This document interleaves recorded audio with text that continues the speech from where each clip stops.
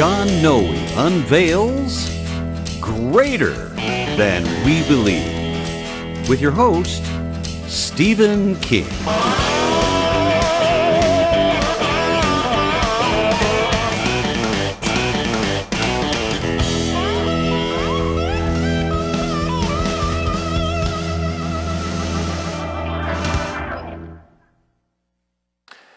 Hello and welcome again to our series called Greater Than We Believe. My name is Stephen King. I'm your host, and I'm here with our friend John Noe, Dr. John Noe, and we are in his home. We're having some discussions about end times, eschatology, how important it is that we have an opinion and a truthful opinion. So we started our last video talking about 7 reasons why your view of the end is so important. Due to time constrictions, we were able to complete 4. So we're going to finish out the 7 reasons today. And so I'm going to turn it back over to you, John. I thank you for letting us come in today, and I'm eager to see how this proceeds. Well, Stephen, we looked at the 4 of 7 reasons why it's so important. And those were, I'm just going to recap them real quick here. Okay. Number 1, your view of the future determines your philosophy of life. In other words, if there's no faith in the future, there's no power in the present. Okay. We talked a lot about that, gave some examples. The second reason we cited was how much of the Bible is involved, and we found that according to R.C. Sproul, the theologian R.C. Sproul, 2/3 of the New Testament is so involved, and some other theologians say 25 to 30% of the whole Bible's involved. So we're not dealing with a fringe issue. Right. We decide. Third reason, how much salvation do we have? Well, depending upon your end time view, it varies from some to most to all. Okay. Well, then is our salvation incomplete? Yes, according to the popular end time views, because Jesus has got to come back and finish the job. Okay. And the fourth one that we addressed is how much of the kingdom do we currently have?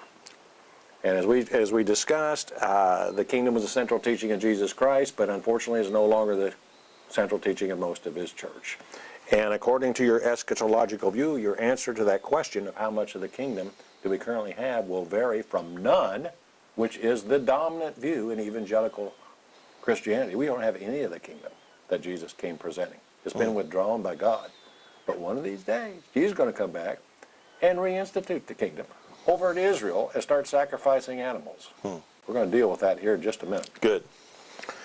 So your view will vary from none, which is the popular view, to some, to most, to all minus some things, which is called sensationality. So, Okay, that's clear as mud. Okay. well, just to encourage our viewers to go back and look at the previous video. If this is the first please one do that. they've gotten about it. So, let's pick up with number 5. The fifth reason why your end time, eschatological, last days, whatever you want to call it, view is so important.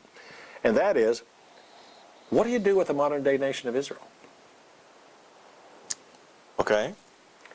Many believe, and by the way, this comes from the first chapter in this book. These whole things that I've been doing here. Many believe that Israel has a biblical entitlement to possess the land that was promised to them by God. But what say you? What say you? Do they or don't they? Your answer depends upon your eschatological view.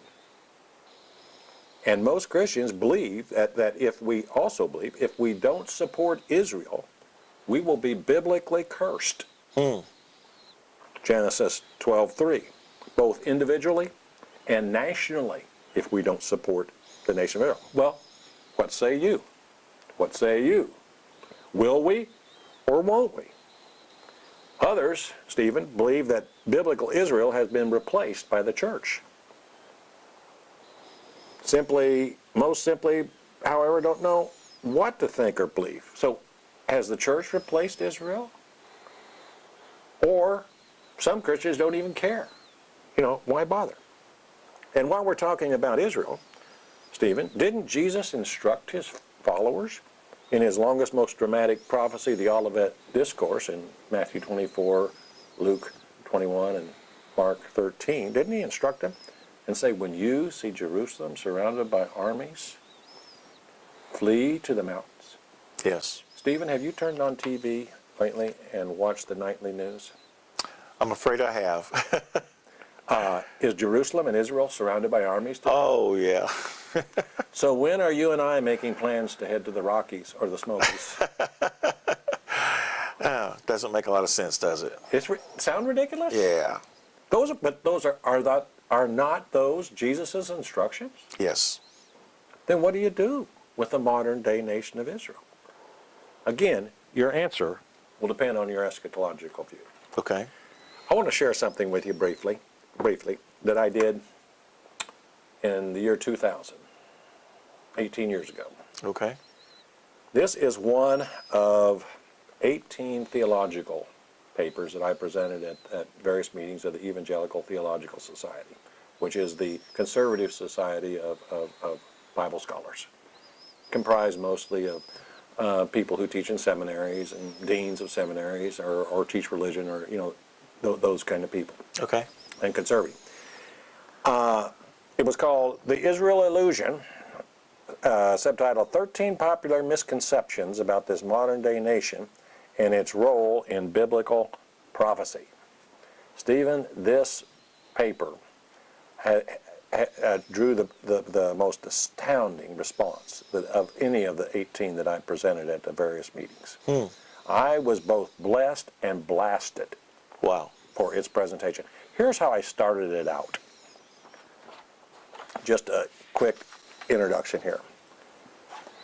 Perhaps no more volatile or political charge, perhaps no more volatile or politically charged issue has exploded onto the front page of the world scene and into the church than that of the contemporary role or non-role of the modern-day nation of Israel in fulfillment of end-time Bible prophecy. Ever since its rebirth in 1948, an end-time obsession has characterized popular Christianity. Prophecy charts, rapture movies, best-selling books, Antichrist speculations abound. Yep. You're aware of that? Yeah, very much so. Apparently the stage is set. Israel is ground zero. How do the Israeli Jews feel about the upcoming prophetic role and pending battle of Armageddon? Their wooing of Christians and prophecy popularizers has paid off handsomely. Tourism is their main industry. America is also passionately pro-Israel. And more than anything else, this end-time obsession has shaped our stance. It has also conditioned an almost uncritical support for Israel's existence and actions in world affairs. But while Zionist Christians are longing for a rebuilt temple in Jerusalem and anticipating the soon arrival of other disastrous end-time events, they do not believe peace in the Middle East is possible or even desirable. Meanwhile, other Christians claim that God is finished with the Jews, and the Bible should not be used to advance or detract from the position of any of the three main religious groups whose origins are in the Holy Land. While both of these views are understandable, this presenter, that was me, believes that confusion over eschatology should not be a catalyst in this conflict. Should not be a catalyst in this conflict. In an attempt to prove that point, this paper will address 13 popular eschatological misconceptions and provide 13 scriptural responses. The short point-counterpoint format that I used in here is designed to simplify the discussion and so forth, so forth, and so forth. So, with your permission, would you like to hear what those Absolutely. 13 points are? I can't go into it. That's in the paper. Sure. And most of this paper is posted on the Prophecy Reformation Institute's website, PRI's website, which is essentially my website.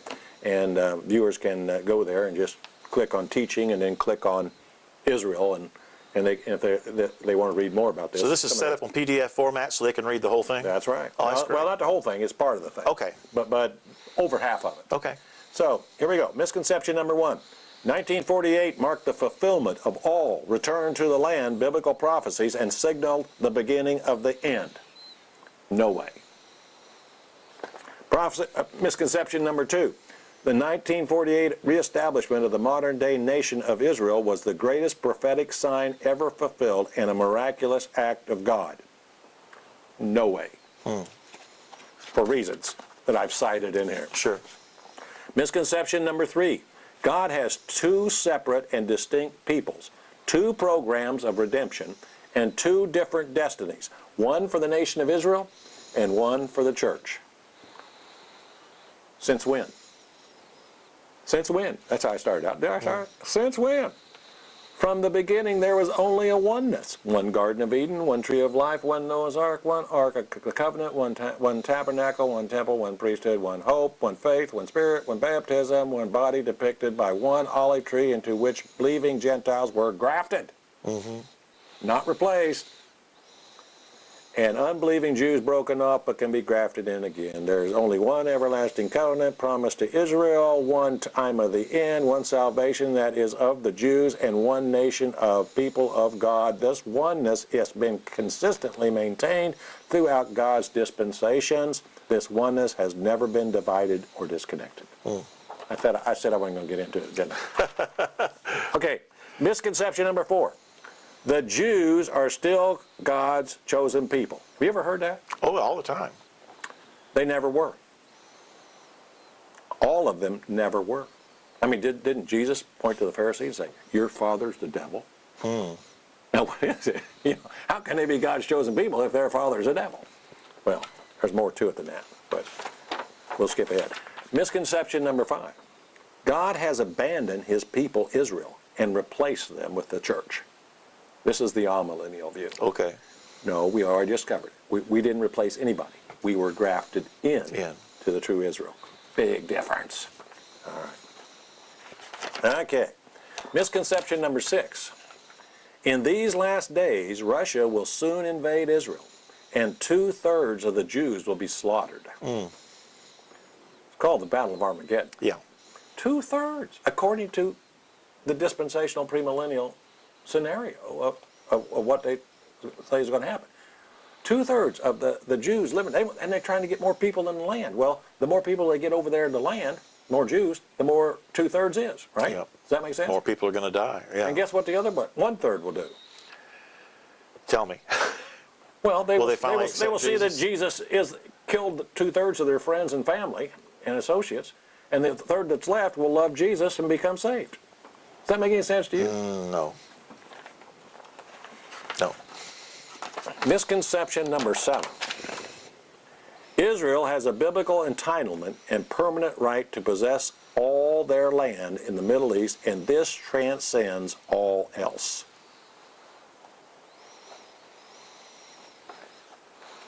You're not going to touch that, are you? Oh, I do more than touch it. But I'm not going to touch it here. Misconception number 8. The Jewish temple must soon be rebuilt. Arguably the greatest heresy in Christianity today. Rebuilding that temple and reinstituting old covenant animal sacrifice systems. What a blow to Jesus' once-for-all sacrifice on the cross. Yep. Pathetic. And yet that's a popular view in evangelical Christianity. Misconception number 9. Someday all Israel will be saved. Romans 11:12. Well, what's all Israel? Do you know there's 6 different entities in the Bible called Israel? Do you know that? I didn't know that. 6 different entities. You have the man Israel, Jacob. The 10 northern tribes, called Israel. The 12 tribes are called Israel. The nation is called Israel. And then there's the true Israel. And then there's the church Israel. 6 different entities. So which one of those 6 different entities is all Israel that'll be saved? Food for thought. Food for thought. Food for more than that. Misconception number 10. God's preservation of the Jews as a distinct people and race is evidence of his special favor for them. Have you heard that one? Yeah, all the time.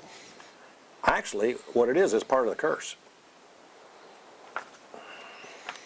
And let his blood be on our shoulders. Okay. Misconception number 11. God will bless those who bless you, Israel, and whoever curses you, I will curse. Genesis 12:3, Ezekiel 2:8 and 9. The hammer. We got to support Israel. If you don't support Israel, you'll be cursed. What does this apply to? What did it apply to back then? Misconception number 12. We only got two more. God plans to restore the nation of Israel back to theocratic supremacy over all peoples and nations in the future. That's what this millennial rebuilding the temple is all about, to raise the Jews back to supremacy, and you and I, who are Gentiles, will be subservient to them. Does that sound like fun? Is that really right? Is that biblical? No. No. Not at all. And last, misconception number 13. God's covenantal promises to national Israel have not been totally fulfilled. Wrong. They have been totally fulfilled. 13 popular misconceptions. Let me ask you one question then, and we'll save the details for later. But if a person wanted to say, I stand with Israel, could you say that that would be properly stated from a political standpoint rather than a biblical standpoint? You could say, absolutely, because Israel is surrounded by non-Christian and all those Muslim nations, that's and so as a democratic state, that's right, and someone who supports democracy, we as Americans, and human rights, and so we as Americans could, in good stead, say, I support Israel, without necessarily siding with the religious content that people are imputing to these scriptures. How about Syria? Can we say that about Syria? Can we say that about Iran? Not Iran. No. Why not? How about North Korea? Do we stand with the North Koreans? Do we stand with the Iranians? No, I'm not saying their government. Okay. Oh, you're talking about the people. Well, aren't you talking about the people of Israel? Okay. Well, that's what I think a lot of people mix up, but the difference between the people themselves and the government itself. That's what we need to understand. There is a difference. There's a big difference. Huge difference. Okay. Misconception point number 6. Moving right along. Okay. All right. Why your view of the end or the end times or the last days is so important. It's the focal point of the liberal-skeptic attack on the Bible and on the deity of Christ. The focal point. R.C. Sproul in his book, and I recommend this book, The Last Days, that doesn't mean I agree with everything in it. Okay. But there's a lot of good stuff in it. The Last Days According to Jesus. He related a personal experience about to this point specifically. And he says this, Stephen, and I want you to see, I'm not making this up. Sure. Right? He says, in seminary, I was exposed daily to critical theories espoused by my professors regarding the Scripture.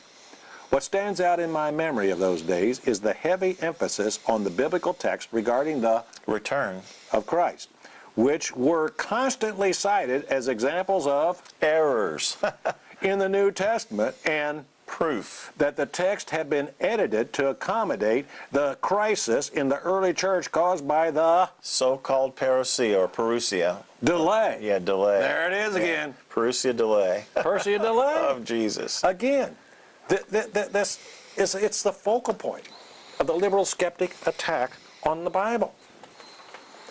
And it's called the battle for the Bible. And liberals, Stephen, and critics alike have hit Christianity at its weakest point and most embarrassing point. And that is the embarrassing statements of Jesus to return within the lifetime of his contemporaries and how he failed to do that. And they hammer this point. And how the Holy Spirit guided expectations of the New Testament writers that he would do this within their lifetime as they were guided into all truth and told the things that were to come, John 16:30, prove false. Consequently, in America, Stephen, over the last 50 to 100 years, we've lost half of our faith to the liberals and the skeptics, as seminary after seminary, denomination after denomination, church after church, and believer after believer have departed from the conservative Christian faith to the liberal skeptic agenda. We have a seminary right here in town that's part of that. That's sad. It's really sad. And yet, but so as we've seen, the church has been preaching delay on all this stuff, in direct violation of Scripture, as we talked about in one of our previous videos. Hebrews 10:37, Habakkuk 2:3, Ezekiel 12:21 through 28. There'll be no delay, but they keep preaching this delay, that sometime Jesus is going to return and complete the job. And the excuse for this delay again is, so we can get more people saved. But this is the liberal-skeptic point that they hammer home, and rightly they should, because they're exposing our weakness. And that weakness is that all this stuff happened exactly as and when Jesus said it would, and exactly as and when the Holy Spirit in the New Testament led the early church and the New Testament writers into all truth and told them the things that were to come. And the liberal skeptics say, that's error. Didn't happen. You say it doesn't happen. Mm-hmm. And they hammer that point to us. So today's uninspired church, so who should we believe? Today's uninspired church, or the inspiration of the Jesus and the New Testament writers? Okay. I think the answer to that ought to be... It's pretty obvious. It should be the Bible. Okay. Lastly, point number 7. It makes a difference in your worldview. Our forefathers, Stephen, in the faith, you know this, came to this country under particular and historically optimistic eschatological view, which was postmillennialism. That was each Christian's responsibility to expand the kingdom, and that they believed that the world would become a better and better place and become more and more Christianized. After all, to the increase of his government, there shall be no end. Yes. And each Christian had to take personal responsibility to do his or her part to make this happen. Well, what's happened today is we eliminated the kingdom from even being in the gospel. Where's my red flag? Red flag! Hello, something's wrong here. Hence, our forefathers of faith came to this country. They founded the great institutions of our country, like the government and the schools and the universities, under Judeo-Christian principles, and Christianity became and was the moral influencer in America. But 50 to 75 years ago, arguably, all this began to change. And now we've given away almost all the things that our forefathers in the faith came to found. And we didn't get pushed out by a superior oppositional force.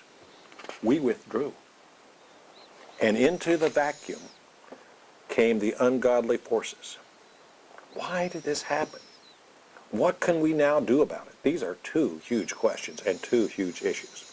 So we have this mess today, not only here in America, not only in Europe, but all around the world, largely because of the 7 reasons that your eschatological view is so important in how we've so fumbled the ball. Because we've been drawn off target, led astray and dumbed down by our own people we've loved and trusted. And so in sum, I believe these 7 reasons that we've covered in this video and the previous video are important for gaining emphasize the importance, Stephen, for having a proper view of end-time prophecy, eschatology, the end. And an incorrect view, on the other hand, has created all the confusion, the conflict, the ignorance, and the error that we're experiencing today, which is massive. Now, perhaps you can think of some other reasons, or maybe our viewers can think of, some other reasons. But I hope we all can agree now that these 7 reasons are very important, and that we can agree that the much discussed ineffectiveness of the church today in the world, especially in America and Canada and Western Europe, should be a cause for pause. For us to stop and ponder truly and properly, what is our faith? And what is our role as Christians in our faith? Have we, as we talked about here, have we been caught up in eschatological midair? Indeed we have. And into confusion, into even schizophrenia. And have we consequently invalidated much of our witness to a watching and waiting world? What do you think? I think we're guilty of a lot of that. What can we do about it? Learn the truth. Apply it to our lives. Yes. And in that order. Yes. You have to learn this stuff. Yeah. That's why it's important. That's yeah. why I appreciate you doing these video series. Yeah. We got to learn it first. Yes. And then we got to apply it. Yeah. All right, so let me conclude by reviewing the 7 Sure. reasons why your end-time view, eschatological, what do you want to call it, last days view is so important. Number 1, your view of the future determines your philosophy of life. If there's no faith in the future, there's no power in the present. How much of the Bible is involved? 2/3 of the New Testament, we're told. 25 to 30% of the whole Bible. So this is not a fringe issue. How much salvation?